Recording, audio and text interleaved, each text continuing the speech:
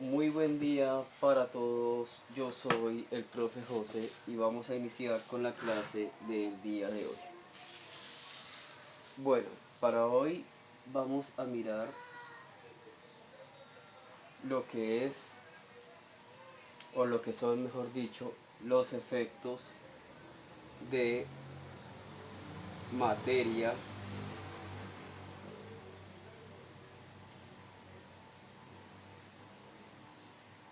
versus antimateria.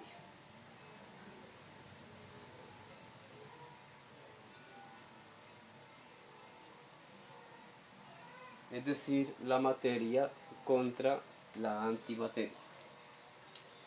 Bueno, recordemos que eh, todo lo que conocemos, todo de lo que está formado en el universo está hecho de materia. Comúnmente lo llamamos materia bariónica o materia ordinaria. Sí, todas las cosas que podemos detectar, digámoslo así, con nuestros sentidos, eh, sin lugar a duda, decimos que están hechas de materia. Sin embargo, eh, en los últimos años, eh, bueno, inicialmente, eh, con las predicciones de Paul Dirac y sus ecuaciones, eh, él pudo predecir teóricamente la existencia de otro tipo de materia, al cual se le dio el nombre de antimateria. Pero vamos a ver en qué consiste este otro tipo de materia, llamada la antimateria. Bueno, aquí eh, en la comunidad científica Newtonstein ya hace algunos años, con el suficiente análisis y, e investigaciones y estudios, logramos determinar eh, este sistema periódico relacionado con lo que es toda la gama de partículas subatómicas. Pero lo interesante para recalcar acá y pues para esta clase es que aquí incluimos en este esquema tanto la materia como la antimateria. Eh, Aquí podemos observar que a partir de esta linecita que está separando estos dos colores, el verdecito y el naranjita, hacia la eh, derecha, recordemos que se encuentra las partículas que conforman la materia ordinaria o materia bariónica, perdón. Y hacia el lado derecho la antimateria. Vamos a mirar entonces realmente cómo interactúan estos dos tipos de materia y en qué difiere su existencia, es decir, en qué se diferencia su existencia. Bueno, realmente, perdón, las cosas que las diferencian son dos y no son cuestiones aisladas, es decir, no son cuestiones que sean muy diferentes unas a las otras. ¿Por qué?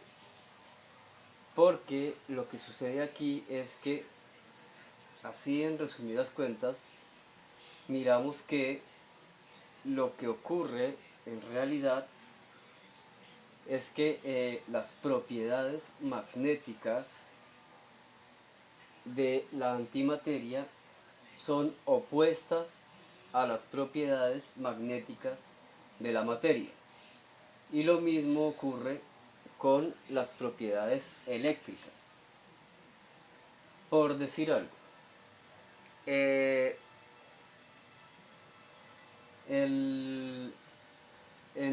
los principios donde se empezó a investigar, incluso principios teóricos, como lo decía antes, por medio de las ecuaciones de Paul Dirac, eh, él fue, digámoslo así, que en teoría predijo la existencia de esta antimateria. Pero, ¿cuáles son las diferencias específicas? Por ejemplo, en el caso de las partículas más, digámoslo así, representativas, que son, en este caso, para esta situación, el electrón y el positrón,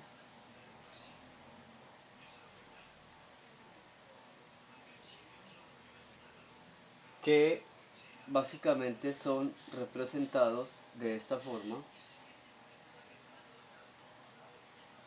una E con un signo negativo para el electrón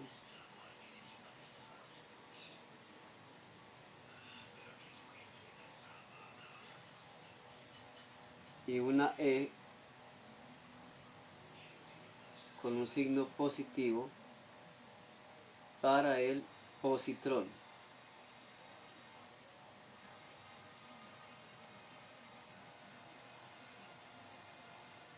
Que inicialmente se le llamó electrón positivo o antielectrón. El término positrón fue acuñado un poco más tarde.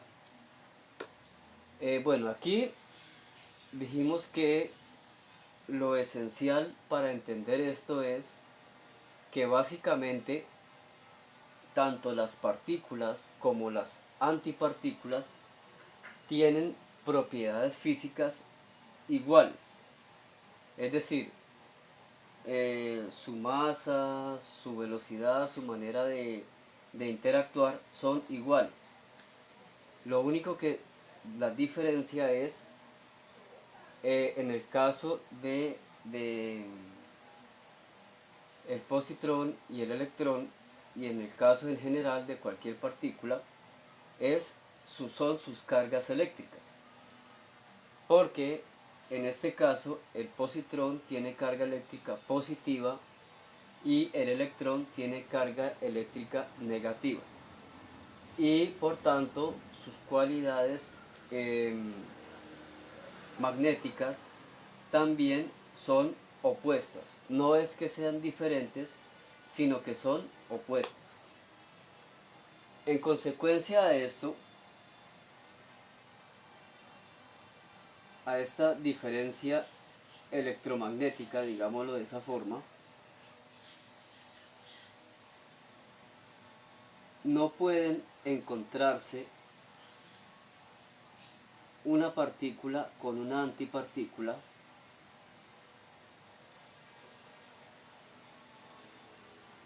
es decir, un electrón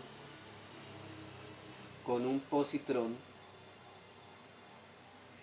porque de inmediato se aniquilan. Es decir, la transformación que ocurre allí es meramente energética. Es decir, que la colisión, digámoslo así, entre una partícula y una antipartícula, cualquiera que sea, da siempre lugar a energía, energía pura. De igual manera, cuando, cuando una partícula, un fotón, una partícula de luz, eh, reacciona, también inversamente da lugar a, a estas dos partículas, un positrón y un electrón. Es decir, que aquí es donde verdaderamente se evidencia la transformación de la materia en energía, o lo que es lo mismo, como, como dijo Albert Einstein, la energía es lo mismo o es igual a la masa por la velocidad de la luz al cuadrado.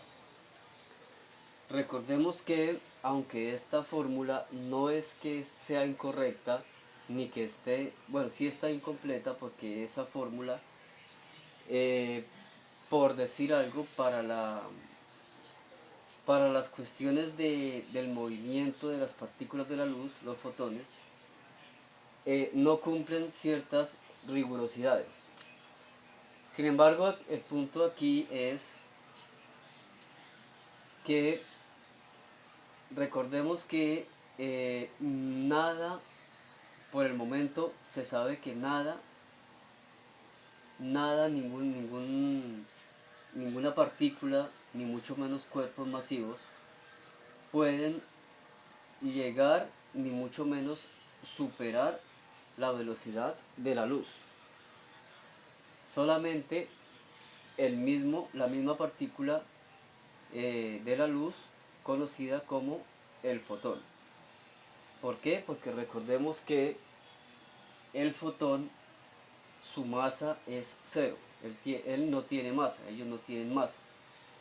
Sin embargo, a pesar de no tener masa, la energía a la que puede desplazarse es diferente dependiendo del tipo de luz que se esté observando. Bueno, aquí, por ejemplo, en el caso de la luz, partículas como el fotón, él mismo es su propia antipartícula. O sea, el fotón es partícula y antipartícula. Nosotros aquí en la comunidad científica Newton-Einstein desarrollamos, o mejor dicho, tenemos otra teoría acerca de esto.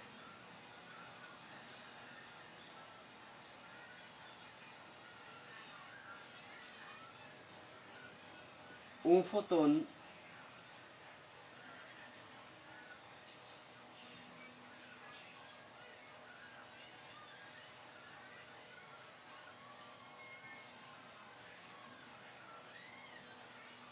el fotón, así es que se representa con esta letrica.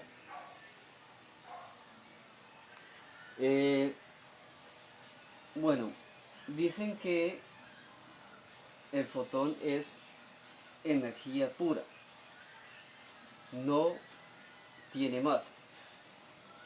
Y por este hecho puede llegar a tal velocidad. Sin embargo, por otro cuestionamiento, dicen que el fotón es su propio antifotón, es decir, su propia antipartícula.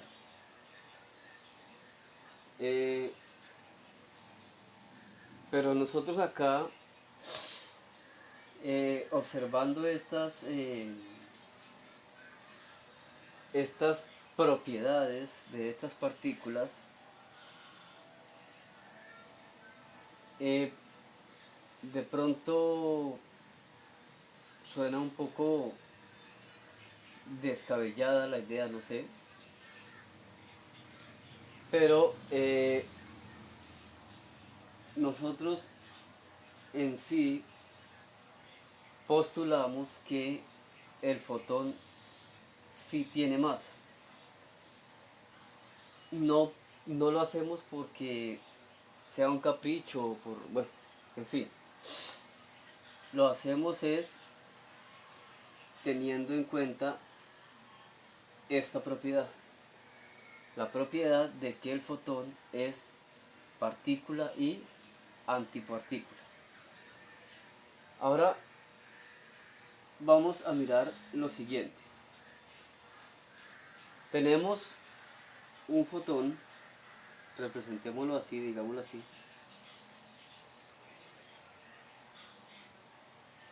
viajando lógicamente a la velocidad de la luz. La idea o el concepto que a nosotros se nos ocurrió fue el siguiente. Basándonos en este postulado de partícula y antipartícula,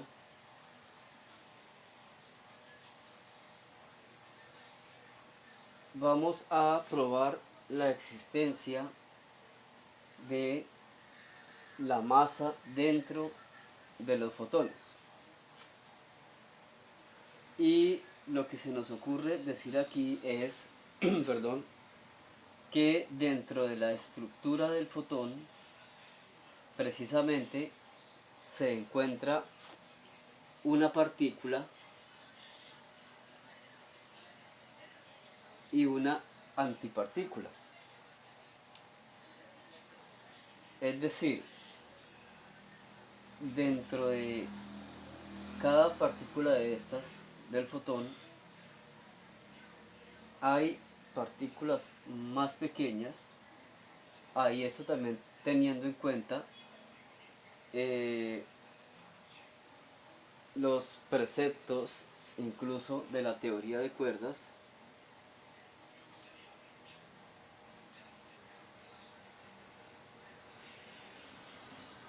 siendo, por decirlo así, que en el interior de estos fotones ellos están constituidos o estarían constituidos de estas partículas, unas antipartículas y las otras partículas. Bueno, ¿en qué se basa la explicación acá? Recordemos que cuando se aumenta la velocidad en extremo de un objeto, aumenta su masa, ¿sí? Entonces vamos a ampliar esto un poquito para que se entienda un poco la idea. Aquí está el fotón.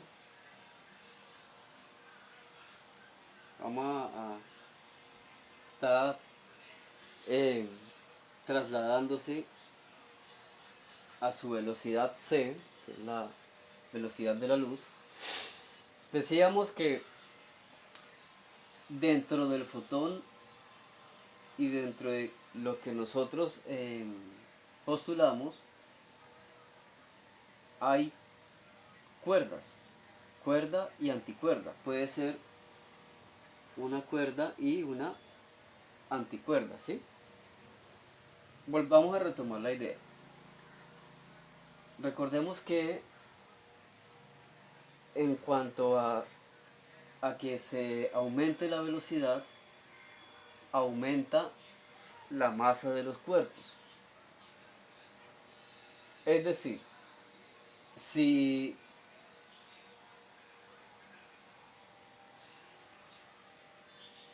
aquí dentro de la estructura del fotón se encuentran dos cuerdas, una cuerda y una anticuerda, por decirlo de alguna manera, recordemos que al aumentar la velocidad, estas dos cuerdas van a aumentar su masa.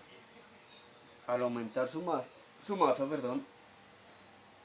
aumentaría su, digámoslo así, su volumen.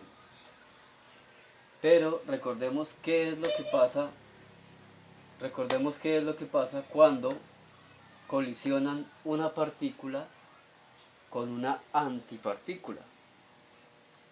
Al aumentar el tamaño de estas cuerdas, colisionan esa partícula con antipartícula y hay un, digámoslo así, un derroche de energía. Se transforman en energía pura, que es la energía que va a utilizar esta partícula para poder trasladarse a esa velocidad y no frenar, porque eso es lo que hace el fotón. El fotón en sí, en el vacío, nada lo puede frenar. Él va a una velocidad constante. Mírenla acá, 3 por 10 a la 8 metros sobre segundo. Bueno, eso en proximidad, porque recordemos que es un poco más exacta, es menor y es un poco más exacta. La idea aquí, ¿cuál es?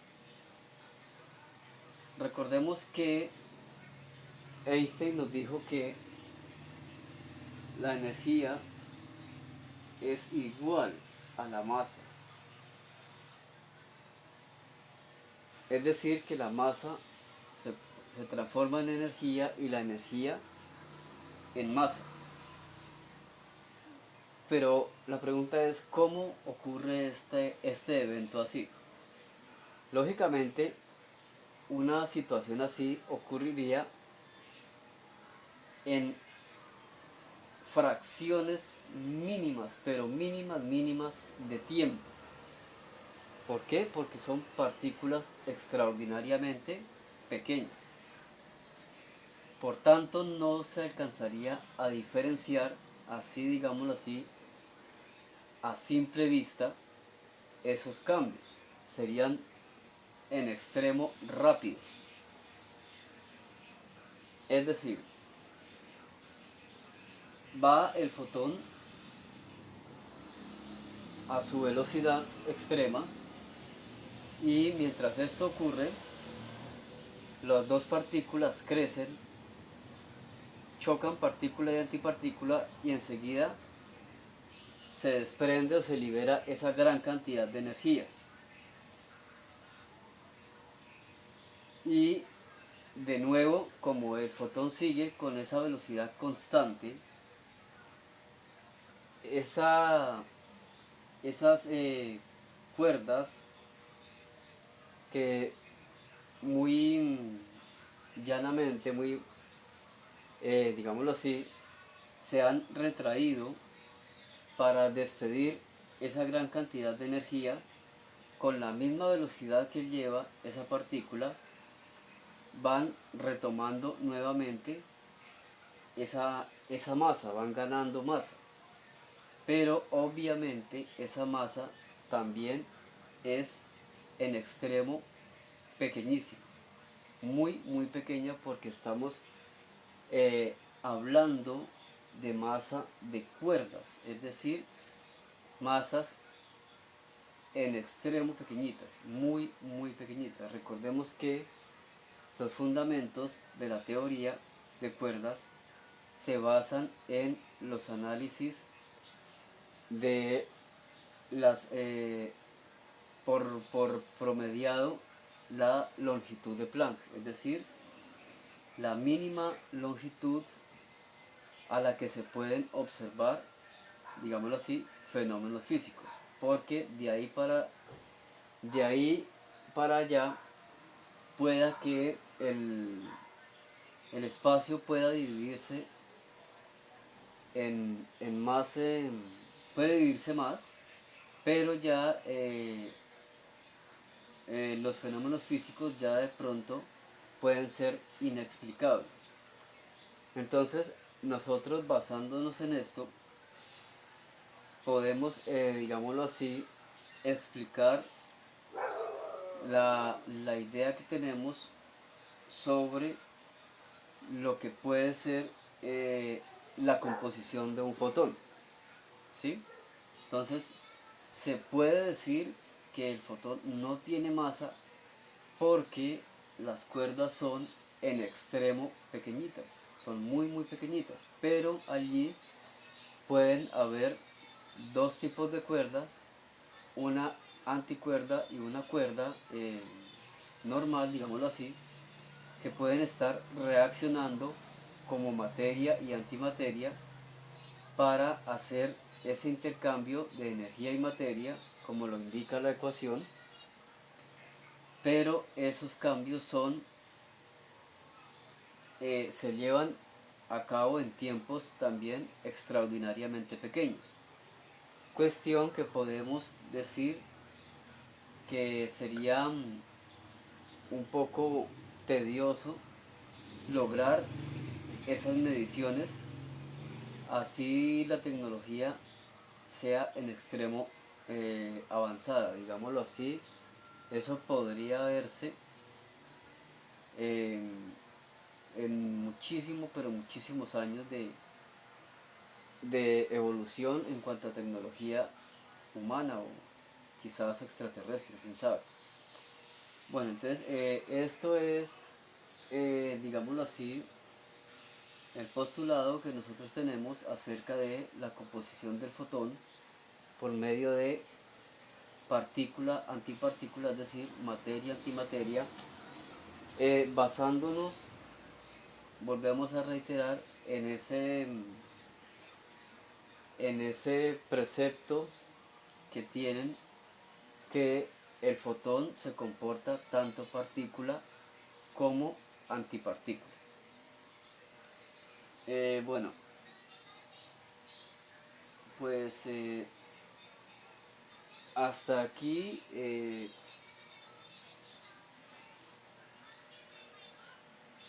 este fue, digamos, la introducción de lo que es las consecuencias que hay entre las colisiones de materia y antimateria. Decimos colisiones, ¿por qué? Recordemos que aunque mucho tiempo antes de que se descubrieran estas partículas,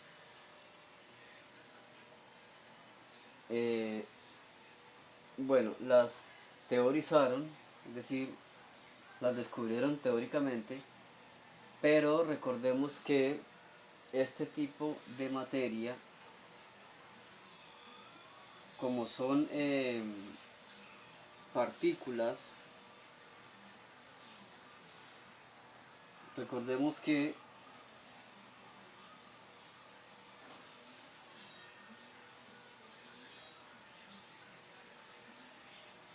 recordemos que eh, las partículas son solamente detectables en los llamados aceleradores de partículas, es decir, que la evidencia física que se tuvo de tanto el positrón como las demás antipartículas fue obviamente en aceleradores de partículas.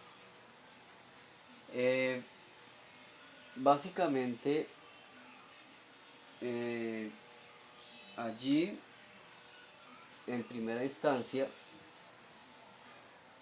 dicen que es más fácil detectar una partícula pequeña que una partícula grande. ¿Por qué? Eso es debido a los rastros que dejan ciertas partículas, o mejor dicho, las partículas. Recordemos que en una colisión lo que se hace es estrellar distintos tipos de partículas unas con otras o en partes excepcionales del mismo acelerador. Entonces lo que ocurre allí es la desintegración de dichas partículas. Por tanto, eh, los detectores de estos aparatos detectan es en sí los rastros que dejan este tipo de partículas. Y esto fue lo que se vio precisamente en primera instancia cuando se detectó el positrón. Pero aquí lo interesante es que aparte de la carga eléctrica y del campo magnético, que estaba todo invertido, las partículas se desplazaban o se desplazan hacia atrás en el tiempo. Esto es muy importante aclararlo porque esto es lo que hacen las antipartículas con respecto a su desplazamiento. Esto ya se ha podido comprobar precisamente en estos detectores y esta antimateria eh, estas antipartículas se han podido, digámoslo así, unir para poder crear antiátomos, antiobjetos. Es decir, los científicos han venido intentando desarrollar mecanismos para crear eh, no solamente estas partículas, estas antipartículas, sino toda una gama de objetos de antimateria. El problema aquí es que una situación de estas es muy complicada de realizar porque cualquier contacto que tenga la antimateria con la materia se sabe que va a producir la desintegración por ambas partes y solamente la producción de energía. Entonces hay sistemas que ya los ingenieros han inventado en donde se aíslan por medio de campos eléctricos y magnéticos, se pueden aislar las antipartículas e ir construyendo antiátomos y muy posiblemente antiobjetos, anticuerpos. Eh, esto eh, pues sería una revolución muy interesante porque imagínense ver eh, cosas hechas de antimateria, pero a la vez tener que mantenerlas aisladas, porque si se juntan, pues sería una catástrofe, ¿no? En sí sería una catástrofe, porque se liberarían esas energías y sería algo un poco desastroso.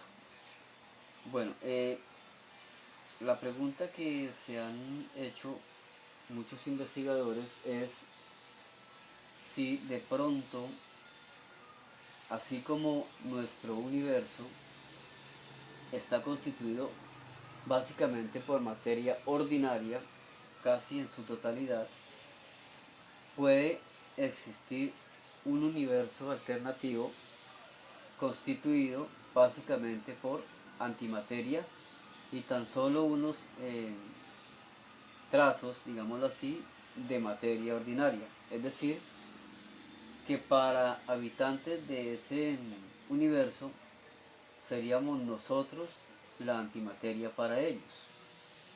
Entonces, a grandes rasgos, se puede concluir que sería